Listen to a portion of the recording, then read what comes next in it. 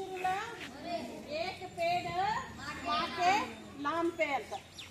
ಒಂದು ಗಿಡ ತಾಯಿ ಹೆಸರಿನ ಮೇಲೆ ನೀವು ಮನೆಯಲ್ಲಿ ಹಚ್ಚಬೇಕು, ಸಂರಕ್ಷಣೆ ಮಾಡ್ಬೇಕು. ಅದಕ್ಕೆ ಒಂದು ಗಿಡ ಹಚ್ಚಿ ಸುಮ್ಮನೆ ಬಿಡುವುದಲ್ಲ, ಅದನ್ನ ಬೆಳೆಸಬೇಕು.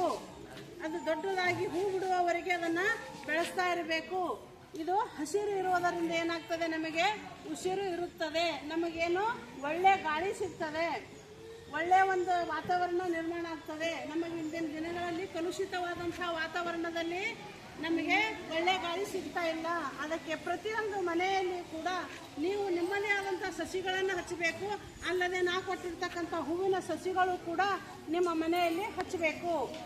ಏಕ್ ಪೇಡ ಮಾಕೆ ನಾಮ್ ಅನ್ನೋಂಥ ಹೆಸರಿನಲ್ಲಿ ಗಿಡಗಳನ್ನು ಹಚ್ಚೋದು ಬಂದಿದೆ ಮಕ್ಕಳೇ. ಒಳ್ಳೆಯ ಒಂದು ನಿಮಗೆ ಅಪರ್ಚುನಿಟಿ, ಒಳ್ಳೆಯ ಒಂದು ಇದು ಸಿಕ್ಕಿದೆ, ನಿಮಗೆ ಟೈಮ್ ಸಿಕ್ಕಿದೆ. ಗಿಡಗಳು ಸಿಗಂಗಿಲ್ಲ, ಗಿಡಗಳು ಸಿಕ್ಕರೆ ಹಚ್ಚಲಾಕಾಗಂಗಿಲ್ಲ, ಒಂದಕ್ಕೊಂದು ಹೊಂದಾಣಿಕೆ ಇರಲ್ಲ. ಅಂಥ ಸಮಯದಲ್ಲಿ ನಿಮಗಿಷ್ಟು ಸರ್ಕಾರ ಅನುಕೂಲ ಮಾಡಿಕೊಟ್ಟದ, ಅದನ್ನು ಉಪಯೋಗ ಮಾಡ್ಕೊರಿ.